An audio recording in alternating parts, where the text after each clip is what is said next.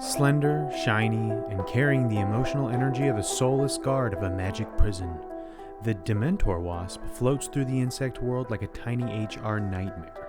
This isn't a creature that rushes, panics, or gets its hands dirty. This is a creature that plans. With surgical precision and the patience of a chess grandmaster, it turns chaos into compliance, and free will into merely a suggestion. But sometimes, it's better to work smarter, not harder, like the Dementor wasp here in Life, Death, and Taxonomy.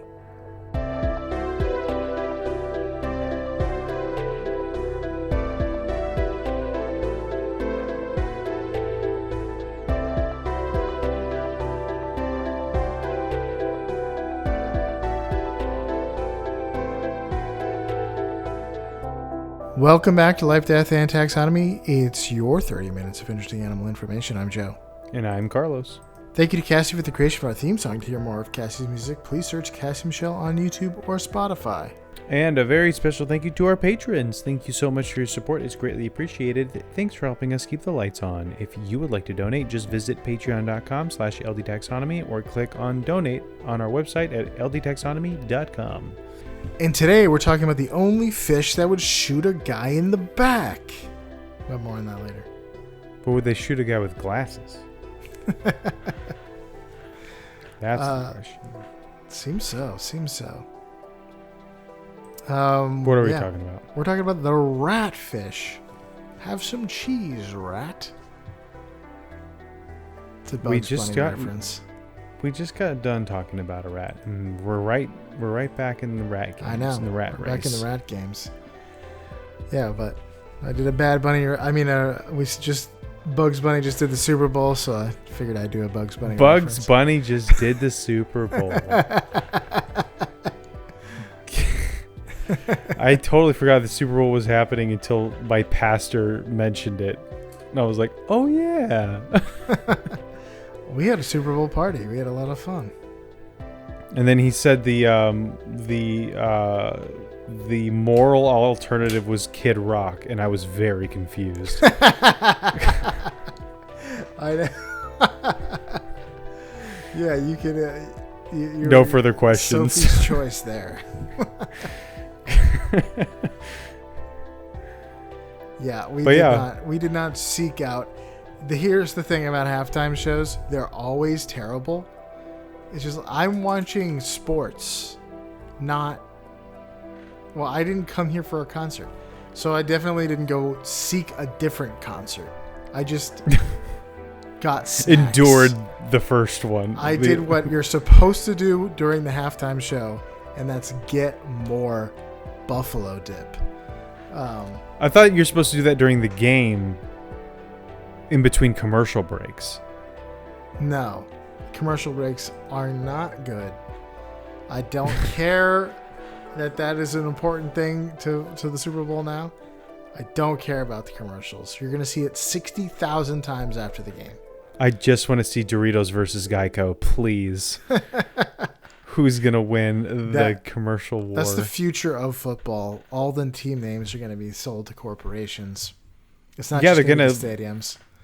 They can all wear it like NASCAR. Washington shouldn't. Things. Instead of changing to the Redskins, they should have just changing from the Redskins to something else. They just should have sold the team name to the highest bidder. This should have just been Washington 3M or something like that. I love it. Washington 3M versus the Philadelphia Procter & Gamble. Yeah. Philadelphia Pfizer's. The spotted ratfish is also called the spotted chimera, the Pacific ratfish, or the ghost shark. But we're going to call it here forehead fangs and the headgear horror. Nice. Maybe the headgear horror picture show, but I have not seen that movie, and I don't. Neither have I. I don't want to hang my hat on it because I think it's weird. Yeah, your hat would fall right off. It's too weird. Yeah, you can't put a hat on. Was it Tim Curry? He's in it? I think he wears lots of hats, actually. You can't put a hat on Tim Curry. It's impossible. They tried. That's why he doesn't wear a hat when he's the concierge in Home Alone 2. Do you have any? It's almost April. Do you have any taxonomy for us? Taxes? Sure do. It is taxonomy season. Mm-hmm. So it's time. Bring your 1099s. Turbo taxonomy. That should be the name of this segment. Turbo taxonomy. I like it. Nope. Everyone wants turbo taxonomy, but no one wants booster. The cuts are getting deeper. We're mining at this point. Yeah, yes. The kingdom is Animalia. You know it, you love it, you're in it. The phylum is Chordata. Class is Chondrichthyes. The subclass is Holocephalae. The order is Chimeriformes. The family is Chimeridae.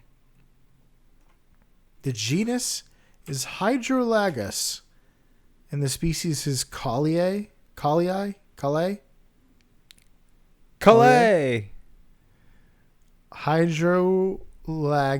Calais. Yeah, these are relatively related to sharks in the same class, yes. Chondrichthyes, but then after that they completely split off. Chimera is its own thing. It's a close relative of sharks and rays and belongs to a very old lineage that split off from sharks to make its own way in the world. Yeah. Chimera is not what I would use. I mean, maybe a little bit. But, yeah. Just as like an idea of a bunch of animals mashed together as a chimera. It doesn't really give it that, but unless you're like, is that just a bony fish or a shark? And it's like, it's kind of both. Oh, that's a chimera. It's not as stark as a lion with a snake tail and a goat's head. But right. Yes, that you would climb on its back and stab it in Dragon's Dogma. Okay. I have found new research. Hold on. New research? You're doing research right now? You're finishing the research? Okay, so cite your sources. All right, so Calais is a person's name. However, Colby Calais? It does mean something. So it will be nothing to do with this animal? So we're going to go by what it means. So like I did look up the etymology for this, but then after doing some research, I was like, oh, Calais is just named after the guy who found it, which is just, that really grinds my gears. Boils my blood when I find out about that, because then I can't do my nitty gritty nomenclature as easily. But Calais, IEI, it does mean something. So regardless of the fact that it was named after Alexander Calais, it's time for my favorite part of the show and the listener's favorite part of the show, nitty gritty nomenclature, the part of the show where I ask you, Joe, a question, and that is, what is the English translation for the binomial nomenclature, which in this case is Hydrolagus Calais. So it's still true. Like, what is the English translation for this? But obviously the correct, the true answer is that the species name is just this guy's name. But what does this guy's name mean? We're breaking this all the way down to English. So what does Hydrolagus Calais mean? Does it mean A, lake water ghost, B, heavy ocean spine, C, collared water rat, or D, black water rabbit? Oh my gosh. Okay. Give me them again. Lake water ghost, heavy ocean spine, collared water rat, black water rabbit. Collared water rat. Is that was one of them. Lagus? What is that word? The first one couldn't possibly, based on everything you just said, it couldn't possibly be that. It's too perfect. Hydrolagus does sound like water lake. But it's Largo in Spanish. No. Wait, what is it? Is it Lago? Is lake? Mar-a-Lago. Yeah. It's just Lago. But how could this man's name be Ghost, you said, right? The first one? Lake Water Ghost. Lake Water Ghost. Which would mean ghost is Calais. Which would be very, very fortuitous. But who is this person's name? Alexander Colley. It's the rabbit one.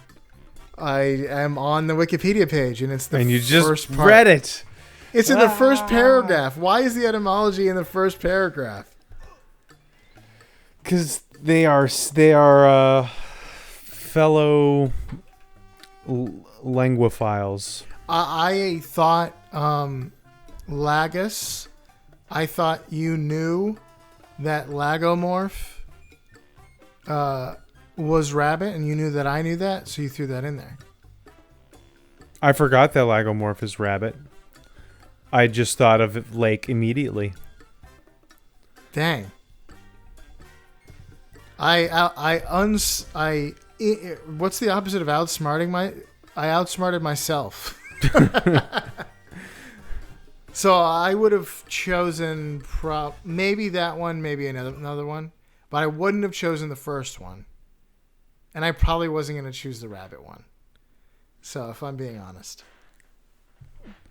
So what, collared water rat or heavy ocean spine? None of them were ringing true. Maybe I would have chosen the lagomorph one. That's the thing. I can use my brain to decipher the words that sound familiar to me. But I also know that those words are familiar to you. And you know they're familiar to me. So if I know that you know that you, but I know you know that I know. And I know that you know that I know. No, but yeah, so like if we were really to put on our thinking caps here, hydro is not Latin. It's Greek for water. Mm-hmm. And so the second part of that word would also be Greek, and lago is Latin for lake. So within one word you'd have a Greek and Latin put together, not very common. So if you knew that the lagomorphs were rabbits, then that would be the obvious choice. It's a water rabbit, water hare. And then Collet comes from the Gaelic term for black, or coal black specifically. So it is interesting when, so within one word, you probably aren't going to have multiple language origins like that for the nomenclature, but within the whole nomenclature, you have with the genus name being Greek and then the species name being Gaelic. It's interesting, but I mean, really, the species name is just this guy's name, and this guy's name is Gaelic. So, yeah. Do you know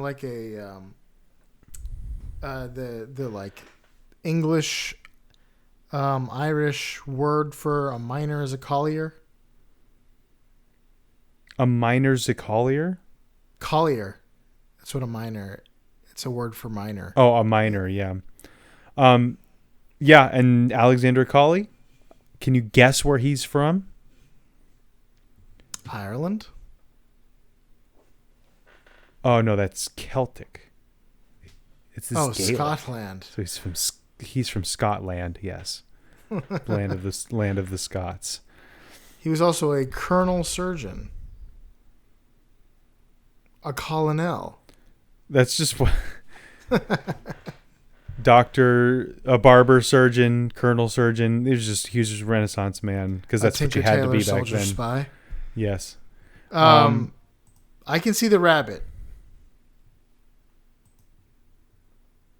Do you want to know what it looks like? I can see the rabbit too. Yes. It's kind of got a rabbit-like head shape. I can kind of see why they called it that. It's vague. It's a vague rabbit resemblance, but it's there. People call it the ghost shark because it has these big eyes, big black eyes like a doll's eyes, a tapering tail like Casper, and a silvery brown, sometimes white or light-colored body, covered with bright white spots that give it a spooky look. Bright white spots are the spookiest kinds of spots. Yeah, they're orbs. They're like plasma orbs. Ectoplasmic orbs. Yeah. You can kind of see its shark kinship, but a quick look might just come off as some kind of fish. Its base colors can range from dark gray to light gray to tan to brown. So maybe that's why it's called chimera, because it's a fish with a rabbit's head. That's what they think.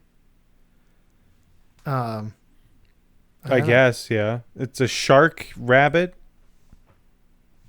I think we're overstating how much this looks like a rabbit. It kind of sort of does if you squint. It looks a lot more like a shape. There's the sailfin catfish, like the Pleosthenes or whatever it's called. This looks like that. And I see catfish. Yeah, there's catfish vibes as well. But anyway, that brings us to the blood measure up segment, the listeners part of the show. The part of the show that's presented when it's the part of the show when we present the animal's size and dimensions in relatable terms through a quiz that's fun for the whole family. It's also part of the show that's introduced by you when you send an audio of yourself saying, singing, or chittering the words measure up into ldtaxonomy@gmail.com. We don't have a new measure up intro this week, but that means we get to hear from an animal, and Carlos has to guess what it is. Without further ado, the listener's favorite part of the show. Get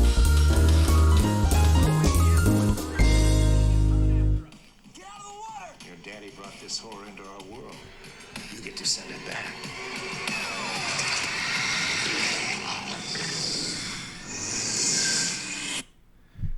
What was growling there at the end?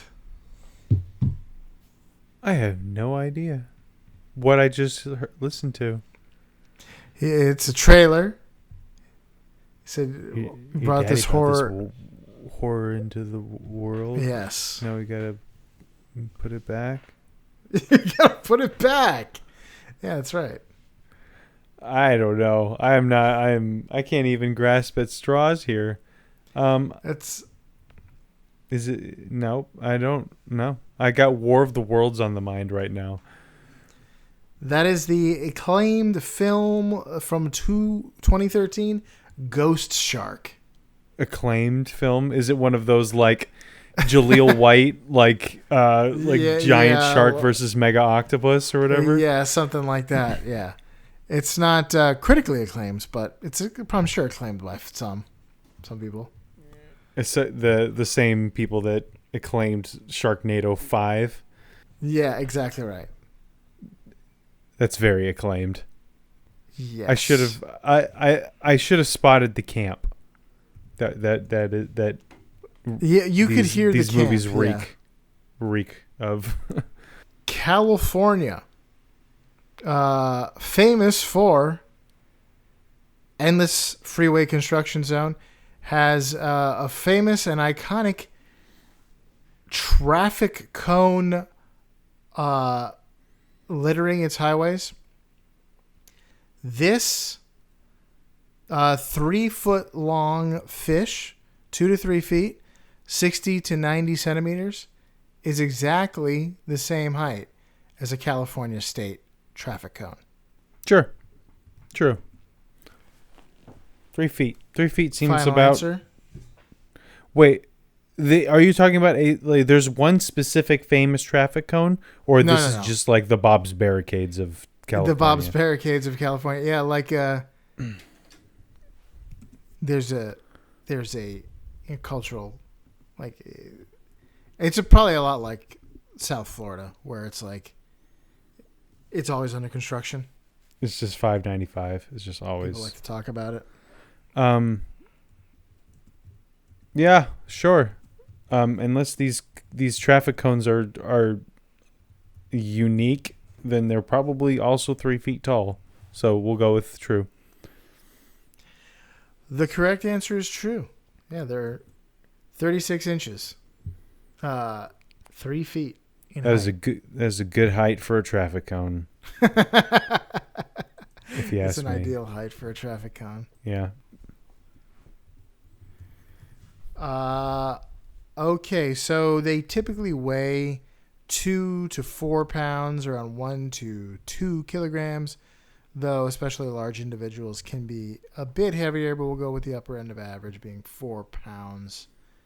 We got, you can, if you like almonds, a lot of them grow in California. They soak up a ton of water. Apparently, did you know that about almonds? They are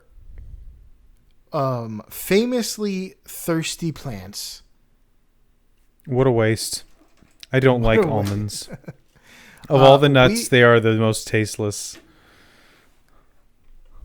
Give me cashews or pecans or walnuts any day of the week. They're good if you put like a bunch of other stuff. No, but like cashews are just good just all by themselves. Like you don't even need salt for cashews. You need salt for pistachios, and those are good. But like cashews just have a great natural flavor.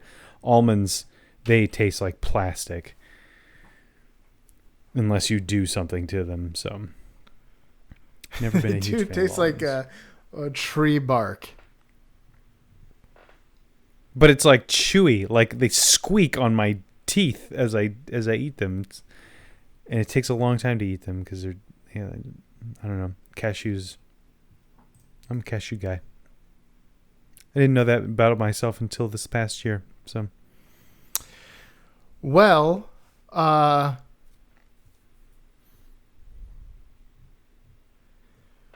We Got Nuts is a famous California almond brand.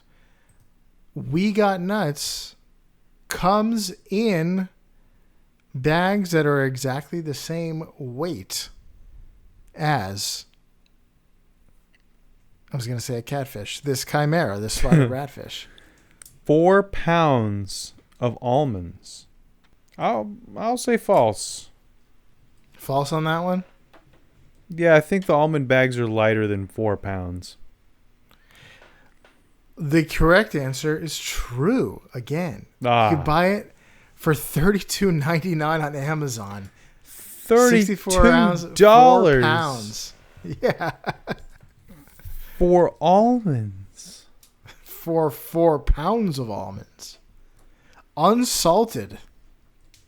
Just straight tree bark. You got to put something on those.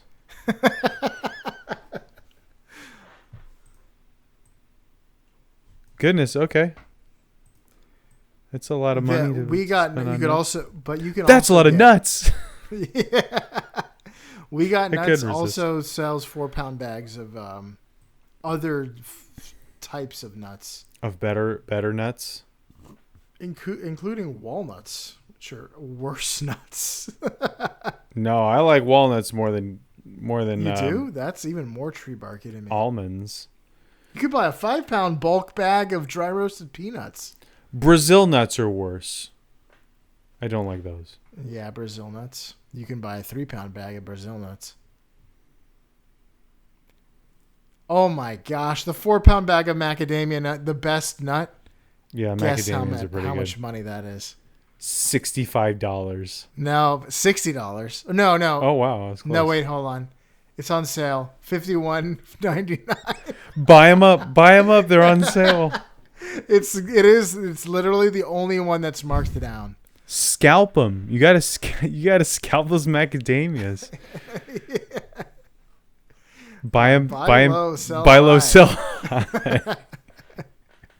All right. Or just eat them. Buy low, eat low. You know. Yeah. That's what Warren Buffett always says. Do you want to hear some fast facts before we get into the major facts? Sure. So guess where you're going to find the spotted ratfish? California. On the Pacific coast of North America. From Alaska down to Baja, California. Baja Blast. It is a Baja Blast. They usually hang out in deeper coastal waters, roughly 100 to 900 feet. That's really deep for the coast, right? Mm-hmm. For the continental shelf. Though they sometimes wander into shallower waters at night. They're bottom dwellers and feed on crabs, clams, worms, small fish, sea stars, yams, hams, potatoes, tomatoes. No, I mean, they use really strong plate-like teeth. Yams. They use plate-like teeth to crush hard shells rather than sharp shark-style teeth. Instead of separate dorsal fins like a shark, they have large triangular pectoral fins that give them a kind of slow, hovering flight through water. And their tails are long and whip-like. Males have particularly weird features, including clasping organ on the head used during mating. That's my thing. Oh, is it? Okay. That's all I'm gonna say about that. Spotted ratfish do have venom, but not super dangerous. They're not gonna bite you with it. They have a venomous spine on the front of their dorsal fin. It's defensive only. They're not very aggressive, but if they're handled carelessly, the spine can cause a very painful sting and swelling with localized pain. It's not considered life-threatening to humans, but it can be extremely unpleasant. So don't be you shouldn't be grabbing fish. If you don't know it, especially, don't be grabbing a fish you don't know. Get to know it. Buy it dinner first, then grab it. Buy it dinner first. Most fishermen buy dinner for fish before they grab it. Yeah, and then they put that dinner on a hook. Sometimes the dinner's fake, though. And then they dip that dinner all down into the water, and then shenanigans ensue. It's shenanigans. That's what the Scottish did. It's a Scottish term for fishing, or whatever his name is, collie. But that's all I got for that. Do you have any big facts? I do. I forgot to make a name for this fact.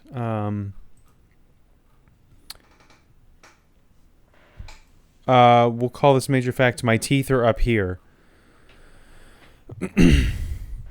So for almost all animals, teeth are strictly oral structures, which means they belong in your mouth. For the spotted ratfish, it's a little bit different.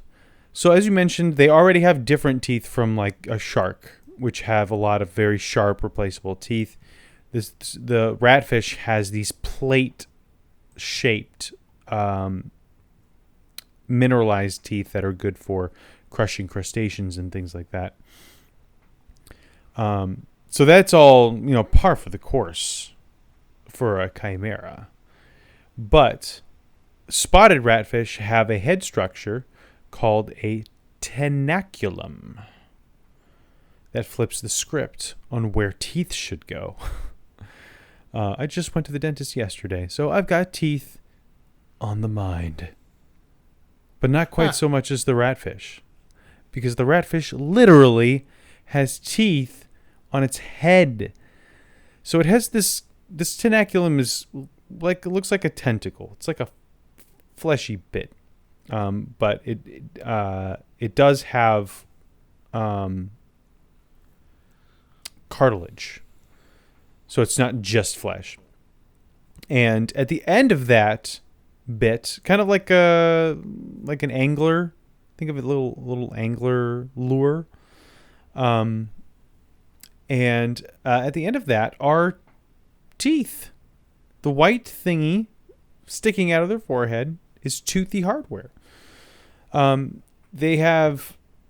It's part of a specialized clasping structure, and it is used by males during mating, which solves the age-old problem of how do I hang on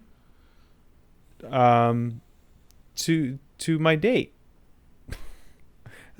how to lose a guy in 10 days, that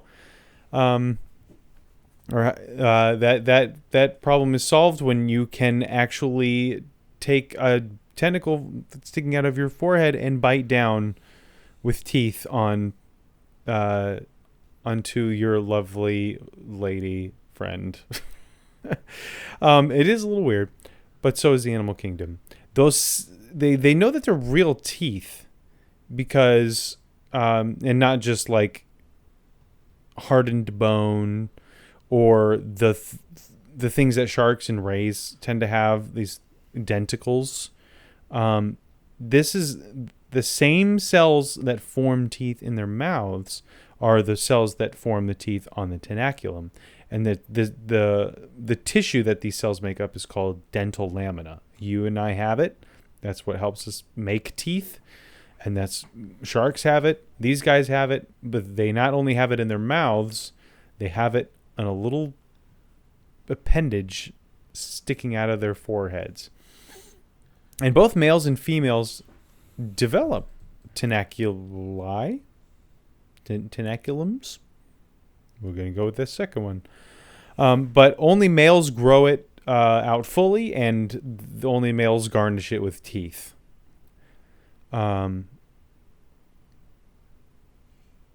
But yeah, I mean, there is a rule in marine life. When you see something that looks weird, it's probably doing something important. Like, why does that fish look like that? There's probably a good reason for it. Or it's either on the way in or on the way out. Like, oh, it's got eyes, but it lives at the bottom of the ocean, so the eyes are on the way out.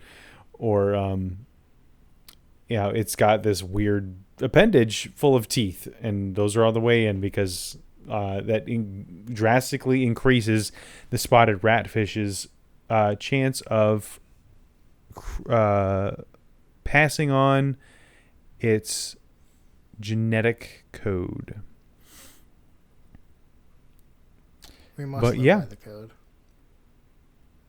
The code is the law. Mm-hmm. Keith Richards said that.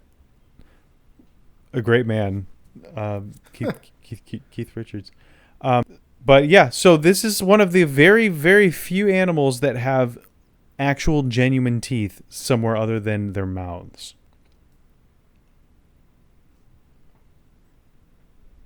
Actual genuine teeth. Not something that looks like teeth, not just like, again, cartilaginous denticles, or just hardened like bone, like ossified structures.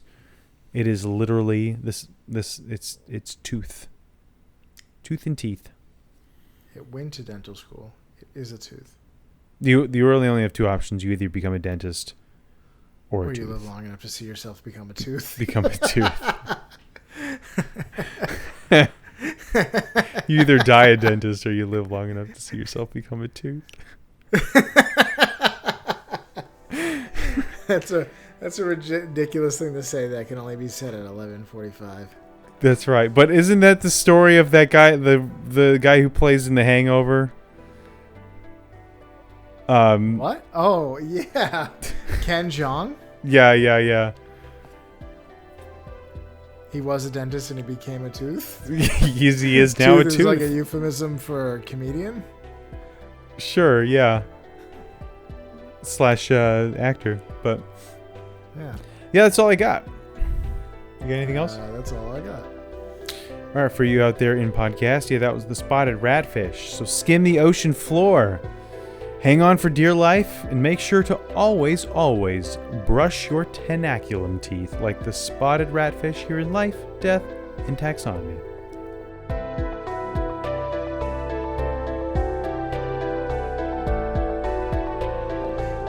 Hey Taxonomy Titans, I just want to remind you that we have a Patreon that you can find by going to ldtaxonomy.com/donate. All of our episodes are uploaded there. Sign up for free to engage with us, leave episode suggestions, or chat with other animal enthusiasts. If you find it in your heart to donate, it will help us cover some costs and continue to make the show. Plus, we'll thank you every week. Most importantly, thank you all for listening.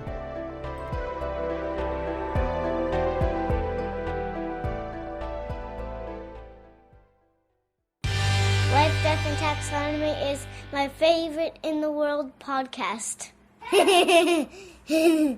Oh, the tenaculum of it all.